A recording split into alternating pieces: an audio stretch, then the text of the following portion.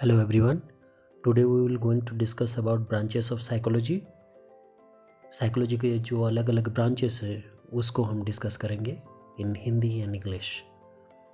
So branches of psychology is quite vast and there are many branches of psychology. जो important branches हैं वो कुछ इस प्रकार हैं, जैसे physiological psychology, comparative psychology, educational psychology, child psychology, developmental psychology, industrial psychology, abnormal psychology, social psychology, cognitive psychology, health psychology, environmental psychology, sports psychology, counselling psychology, cross cultural psychology, community psychology और ऐसे और भी बहुत सारे psychology के अलग अलग branches हैं. तो अभी हम ये सारे जो अलग अलग ब्रांचेस हैं we will going to discuss all these things one by one. So first we will take physiological psychology के physiological psychology होता क्या है. Physiological psychology is a field of psychology that is concerned with how physiology, genetics and biology affect emotional responses, memory, mental illness, states of consciousness and sensory perception. इसका मतलब ये है कि physiology मतलब क्या है. It is related to our body, right, human body. So physiological psychology is related to our genetics and biology responses. memory system जो हम याद करते हैं या mental illness, right, so उससे related है.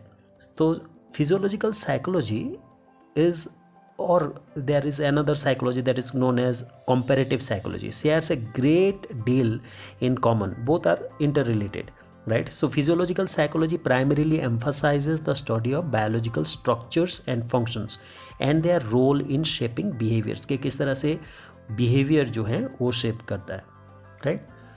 So the physiological psychologists study how the brain, nervous system, glands and the sense organ influence mental activities. अलग अलग mental activities किस तरह से function करते हैं and how our body, जो body है और बिहेवियर जो है, ये दोनों किस तरह से आपस में जुड़े हुए हैं, right. Any sort of changes happened in the body automatically reflect in our behaviour, हमारे व्यवहार में वो दिखता है. तो ये है फिजियोलॉजिकल साइकोलॉजी, उसको हम फिजियोलॉजिकल साइकोलॉजी बोलते हैं. नेक्स्ट जो है कॉम्पैरेटिव साइकोलॉजी. कॉम्पैरेटिव साइकोलॉजी हम किसको बोलेंगे. Comparative psychology it is related to something comparison, right? So comparative psychology is the study of animals in order to find out about humans. हम एनिमल को study, अलग अलग साइकोलॉजिस्ट बहुत सारे एग्जामिनेशंस, बहुत सारे एक्सपेरिमेंट किए हुए हैं एनिमल के ऊपर और उनसे कई सारी चीज़ें हमको जानने को मिला है about human behaviour, how to changes different human behaviour. तो बहुत सारे ऐसे साइकोलॉजिस्ट हैं.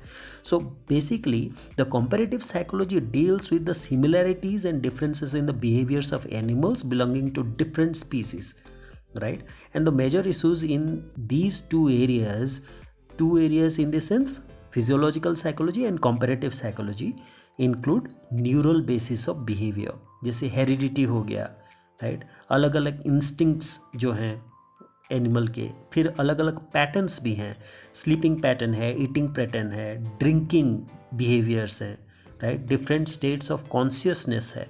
ये सारी चीज़ें जो हैं ये सारे कॉम्पैरेटिव साइकोलॉजी एंड फिजियोलॉजिकल साइकोलॉजी के तहत आते हैं, right. So the underlying assumptions is that to some degree the laws of behavior are the same for all species and that therefore knowledge gained by studying rats, dogs, cats and other animals can be generalized to humans. जैसे कि psychology में learning है, right. Learning plays a very significant role in our life. तो उसके ऊपर भी कई सारे साइकोलॉजिस्ट, जैसे इवान पी पावलोव ने एक्सपेरिमेंट किया हुआ था एक डॉग के साथ, उससे हम लर्निंग थ्योरी हम बोलते हैं, right. Classical conditioning theory that was introduced by Ivan P Pavlov. Operant conditioning, again one more learning theory. So many learning theories are there and that has been experimented with many animals and birds, right, that we will discuss later on. So that is what comparative psychology is all about. Next हम देखेंगे educational psychology. So educational psychology, again a very important part of psychology, a very important branch of psychology. Now, educational psychology is a branch of psychology concerned with the scientific study of human learning. तो जो भी education sector से जुड़े हुए हैं, academic field से जुड़े हुए हैं, उनके लिए educational psychology is a very very important subject, right. So educational psychology involves the study of memory, conceptual processes, individual differences, cognitive psychology भी उसमें एक आता है. तो ये जानना बहुत ज़रूरी है. यहाँ पे कॉग्निटिव की बात क्या है, किसको हम कॉग्निटिव बोलते हैं, जहाँ पे लर्निंग, मेमोरी, ये सारी चीज़ें जुड़ी हुई हैं, that is related to cognitive, right. तो एजुकेशनल साइकोलॉजी एक प्रोफेसर को हो या टीचर को हो, जो भी टीचिंग लाइन से जुड़े हुए हैं किसी भी तरह से, any sort of training and development programmes those who are associated with, for them educational psychology is very very important, so that teacher or professor can able to understand, they can able to learn about children or participants, trainees, students, right, their growth and development, how they are functioning. उदाहरण के तौर पे, for an example, you can see a classroom setting, जहाँ पे एक classroom रहता है, वहाँ पे अलग अलग बच्चे पढ़ते हैं, राइट. हर किसी का सोचने समझने का तरीका अलग अलग रहता है, पढ़ने का तरीका अलग अलग रहता है, तो डिफरेंसेस होते हैं. कोई बच्चा होता है जो कि कोई भी कॉन्सेप्ट को एकदम झट से समझ जाता है, वहीं पे कोई दूसरा बच्चा होता है जो कि सीख नहीं पाता, उसको समय लगता है समझने के लिए, सीखने के लिए.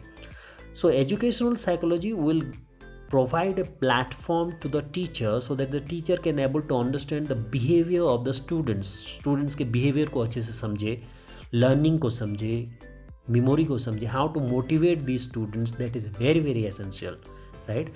तो एक students को और पढ़ाने के तरीके को अच्छे से समझ सकता है कोई अगर educational psychology को जानता हो. That's why educational psychology is very very important, and it is concerned with applying the general principles of psychology in educational setting with a purpose to improve the quality of the educational process and learners achievement, right. So that's why it helps a lot in teaching or training professional, for teaching and training professional. Next हम देखेंगे child psychology. Now child psychology is the study of subconscious and conscious childhood development, right. Child psychology जो है वो child के developmental psychologist study the physical and mental development of human beings from the time of conception till old age. Conception से लेके old age तक एक अलग अलग स्टेज में जो बच्चा मतलब जाता है, राइट, उसका डेवलप जो होता है वो चाइल्ड साइकोलॉजी के ऊपर बेस है. So child psychology is a part of the developmental psychology as it is studies the growth and development of the child from conception till adolescence age. तो अलग अलग स्टेजेस हैं बच्चे के डेवलपमेंट में, और उस स्टेजेस में वो क्या क्या सीखता है, किस तरह से बढ़ता है, किस चीज़ में कहाँ कहाँ पे बिहेवियरल इशूज़ या प्रॉब्लम्स आते हैं, that is related to child psychology. Next is developmental psychology. Now this is another branch of developmental psychology.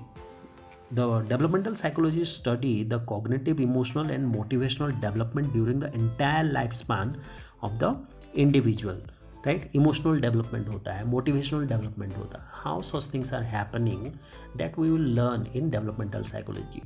So developmental psychology is the scientific study of how and why human beings change over the course of their life. किस तरह से changes होता है, right. तो बहुत सारी changes ऐसे होते हैं. मेंटल डेवलपमेंट होता है, जैसे जैसे हम नई नई चीज़ें सीखते हैं, सीखने की एक प्रक्रिया रहती है, और उसमें मेंटल डेवलपमेंट, मेंटल ग्रोथ होता है, राइट. देन एक इमोशनल मैच्योरिटी आता है, हम डिसीजंस लेने की कैपेसिटी जो है वो डेवलप करते हैं. So many things happened, right. Through education we learn, through society we are learning, through observing behaviour we are learning. So different things that we learn. Okay, so if you talk about a child, एक बच्चे की अगर बात करें तो अलग अलग चीज़ें वो देखता है और सीखता है from childhood stage to adolescence stage. तो इसमें वो बहुत सारी अलग अलग चीज़ों को वो स्कूल में सीखेगा, कॉलेज में सीखेगा, दोस्तों से सीखेगा, सोसाइटी से, फैमिली से, बहुत सारी चीज़ें सीखता है, राइट. बहुत सारी ऐसी भी चीज़ें हैं जो कि हमको स्कूल में या कॉलेज में पढ़ाई नहीं जाती, सिखाई नहीं जाती, वो सारी चीज़ें हम सोसाइटी से सीखते हैं. How to behave, right, how to give respect, how to build relationship, right. तो ये सारी चीज़ें जो है that is also comes under developmental psychology. Again it is related to physical growth also, how overall body, right, changes after a certain period of time, how this sort of physical changes happened in human. So that is also comes under developmental psychology. Next part is industrial psychology. So industrial psychology refers to the practice of applying psychological theories and principles to workplace environments. हर एक industry में कई सारे लोग, कई सारे व्यक्ति काम करते हैं. तो ये जो लोग रहते हैं, they are well qualified, well experienced, but they work together. Sometimes in certain sort of industries they face lot of problems, lot of challenges, stress. तो जहाँ पे काम ज़्यादा रहता है, जहाँ पे टारगेट ओरिएंटेड रहता है, जहाँ पे परफॉर्मेंस को इम्प्रूव करने की बात आती है, जहाँ पे एक कंपटीशन रहता है, एक पीयर टू पीयर कंपटीशन या एम्प्लॉई कंपटीशंस रहता है, वहाँ पे स्ट्रेस होता है, right. And it will impact in their daily life. जो एम्प्लॉइज़ होते हैं वो किस तरह से अपने आप को आगे बढ़ाते हैं. जहाँ पे मोटिवेशन की बात होती है, एक सेल्फ मोटिवेटेड पर्सन कैसे आगे बढ़ेगा, right, to get promotion, salary increment, all this things. तो अपने आप को बैलेंस करना, या जिसको हम वर्क लाइफ बैलेंस भी बोलते हैं, किस तरह से बैलेंस करेगा, आगे बढ़ेगा, all this things comes under industrial psychology, right. So there are people those who work in industries and how we should know about their behaviour, any sort of behavioural changes in a positive manner.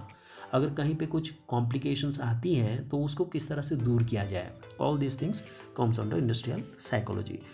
और इसको organisational psychology भी कुछ जगह पे बोला जाता है.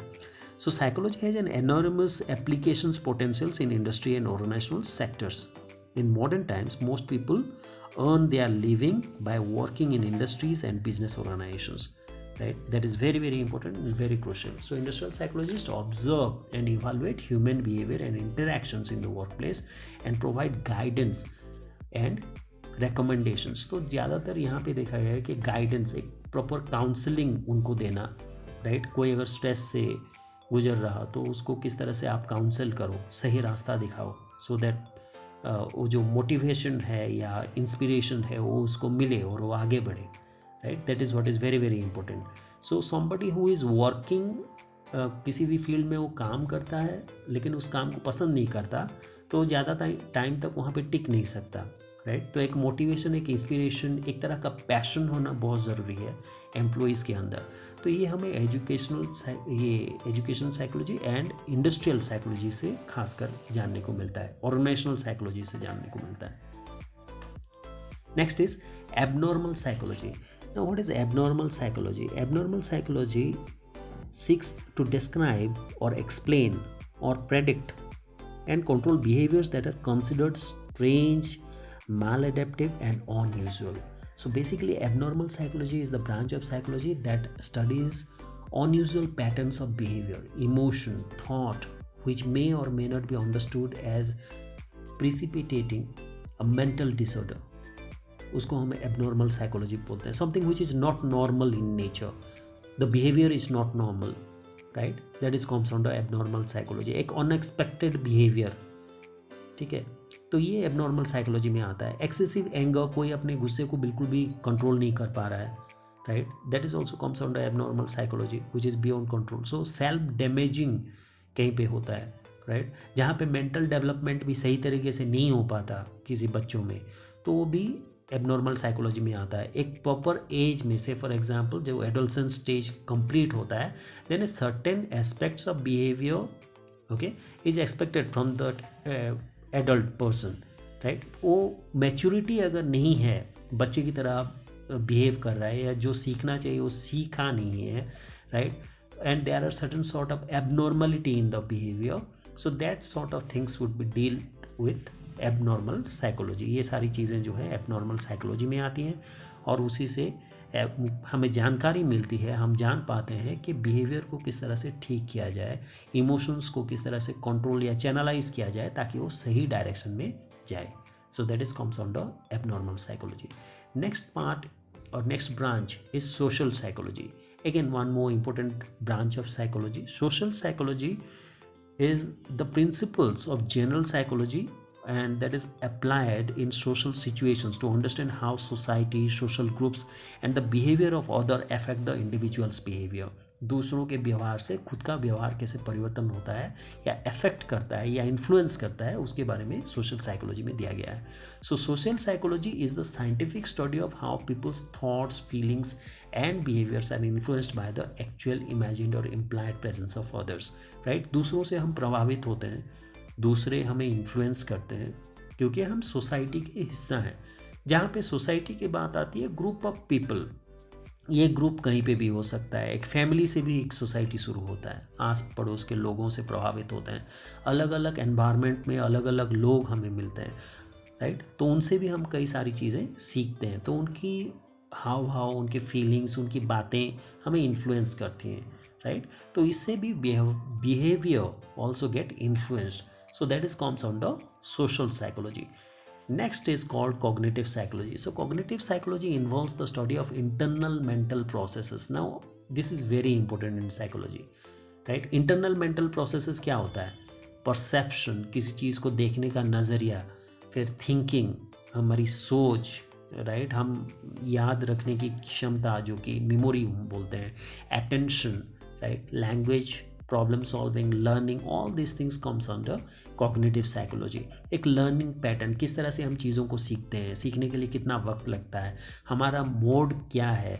कुछ रहते हैं कि देख के सीख लेते हैं जल्दी, कुछ सुन के सीखते हैं, कुछ करके सीखते हैं. तो हमारी पैटर्न क्या है, राइट, सीखने का. Problem solving, reasoning, right, logic को अप्लाई करना, थिंकिंग, हम किस तरह से डे टू डे लाइफ के प्रॉब्लम्स को सॉल्व करते हैं, या कोई एम्प्लॉई ऑर्गेनाइजेशंस के प्रॉब्लम्स को किस तरह से सॉल्व करता है, या एक साइंटिस्ट टेक्निकल चीज़ों को किस तरह से सॉल्व करता है. सो अलग अलग इंटेलिजेंस भी उसमें आते हैं. That is all this things comes under cognitive psychology. Next, health psychology. Health psychology, as the name says, that health psychology, it is about health, focuses on how biological, social and psychological factors influence health and illness. right, तो health और behavior ये दोनों आपस में related है. right, health psychology study how patients handle illness, why some people don't follow medical advice. कुछ लोग रहते हैं मेडिकल एडवाइस या डॉक्टर कुछ प्रेस्क्राइब करे तो उसको फॉलो नहीं करते. राइट, तो ये भी हेल्थ साइकोलॉजी के ऊपर आता है. सी if you talk about behaviour, जहाँ पे हम बिहेवियर की बात करते हैं, ह्यूमन बिहेवियर की बात करते हैं, यहाँ पे health habits plays a very significant role. सबको पता है कि eating fruits and vegetables are good for health, doing regular exercises are good for health, but how many people follow that. कितने लोग उसको फॉलो करते हैं, कितने लोग उसको हैबिट में लाते हैं, या कौन रोज़ करता है. Right, so that is what is health psychology is all about. ये भी एक बिहेवियर का हिस्सा है. ठीक है, तो all this things comes under health psychology. So that is why it is very very important and most effective. So health psychologists explore the relationship between psychological factors and physical ailments or disease. So there is growing awareness among doctors that almost all physical ailments have a psychological base. Health psychologists study how psychological factors like stress है, tension है, anxiety है, unproductive या on supportive home conditions है, तो इसमें health जो effect होता है उसको किस तरह से सही किया जाए, या बिहेवियर्स किस तरह से ठीक किया जाए, हेल्थ हैबिट्स किस तरह से बदलाव लाया जा सके. All this things comes under health psychology. Next we will see environmental psychology. Environmental psychology is another branch of psychology which deals with environment, right? So it's interplay between individual and their surroundings. Fine, how an environment impacts human, right? It examines the way in which the natural environment and our built environment shape us as an individual. तो individual को किस तरह से प्रभावित करता है उसके surroundings, उसके environment. So basically the environmental psychologists study how the physical environment and the living conditions affect our emotions, interpersonal interactions and the behavioral dispositions. Environment में क्या क्या ऐसी चीज़ें हैं जो कि हम ह्यूमन को प्रभावित करता है, जैसे नॉइज़ हो गया, पोल्यूशन हो गया, कहीं पे क्राउड है, क्राउडिंग एरिया है, हीट है या ह्यूमिडिटी है, right. All this things are part of environment. If there would be any sort of pollution, कहीं पे पोल्यूशन है, राइट, कहीं पे मतलब वेस्ट मैटर्स है, राइट, कहीं पे न्यूक्लियर रेडिएशन है, कहीं पे क्लाइमेटिक चेंजेस है, ये सारी चीज़ें जो हैं एनवायरमेंटल साइकोलॉजी में आती हैं। नेक्स्ट हम देखेंगे sports psychology, one more interesting branch of psychology. Sports psychology, it is related to sports. The branch investigates the application of psychology in sports and athletic activities in order to understand how sports performance is influenced by psychological factors and what can be done to promote sports performance. एक sports performance को या athlete को किस तरह से improve किया जाए, right? So it uses psychological knowledge and skills to address optimal performance and well-being of athletes, right? तो बहुत सारे, जैसे आप ओलंपिक का एग्जांपल ले सकते हो, all those athletes those who are participating in Olympics are absolutely perfect, physically fit, उनका स्किल्स पूरी तरह से डेवलप्ड हुआ रहता है। 19-20 का बस फर्क रहता है, जो गोल्ड मेडल लाता है और जो कुछ भी नहीं लाता, राइट। लेकिन तो all those people are very very well aware about their sports, they do have the knowledge, okay, and they are physically fit, regular practices करते हैं, तो उनके बिहेवियर में क्या चेंजेस आते हैं, okay, and how to maintain their emotional and physical wellbeing, that is what is very very important. All this things we study in sports psychology. Next branch जो है उसको हम बोलते हैं counselling psychology, again another important part of counselling psychology, important branch of psychology. तो इसमें counselling और guidance plays a very important role in psychology. Counseling psychology is a general practice and health service provider, right? Specialty in professional psychology. So basically, counseling psychology, here psychologists are trained professionals whose primary focus is to help and guide persons experiencing mild personal and emotional and social problems. तो जहाँ पे social problems होता है, ये counseling psychology उनको counsel करते हैं, right?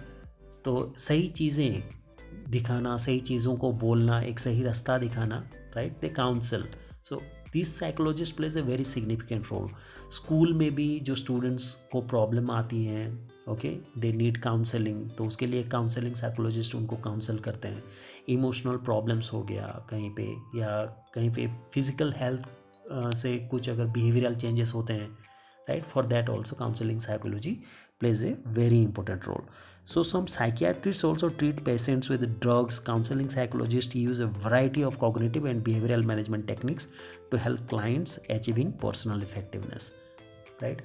अलग अलग तरीके से उनको एक अच्छी ज़िंदगी जीने की सलाह ये काउंसलिंग साइकोलॉजी देते हैं, right? Next, cross cultural psychology. Cross cultural psychology is related to culture, जहाँ पे कल्चरल चेंजेस होते हैं। हर एक जगह पे ये सारी जो कल्चरल एक्टिविटीज़ हैं या कल्चर हैं वो बहुत ही अच्छा होता है, लेकिन उसमें एडजस्ट कर पाना बहुत बड़ा चैलेंज होता है।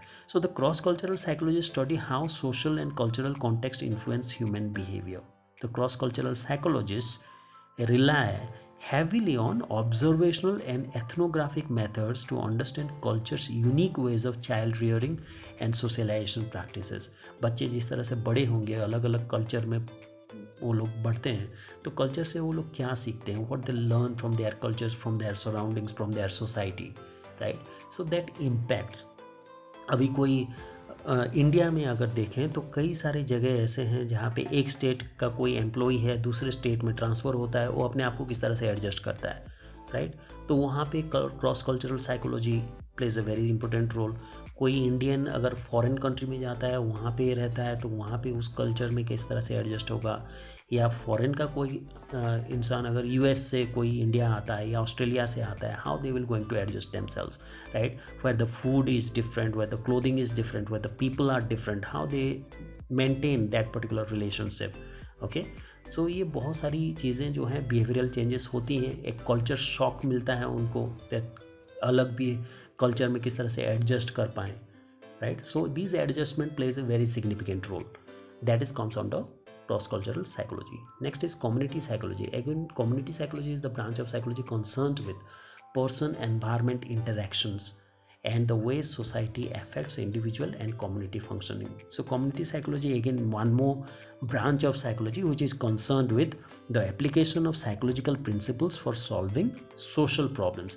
अलग अलग सोसाइटी के जो प्रॉब्लम्स हैं उसको किस तरह से सॉल्व किया जाए और एक कम्युनिटी लाइफ किस तरह से अच्छा हो, बेहतर हो, राइट, हेल्दी हो, उसके ऊपर ध्यान दिया जाता है. Unhealthy relationships among the different groups in a community and frustrations resulting from unemployment, etc. Different sort of problems are there in society, right, that impacts people life. Fine. So that's why community psychology helps in solving such kind of problems, such kind of issues, and it study the behavior of people in the community. So that these are about branches of psychology.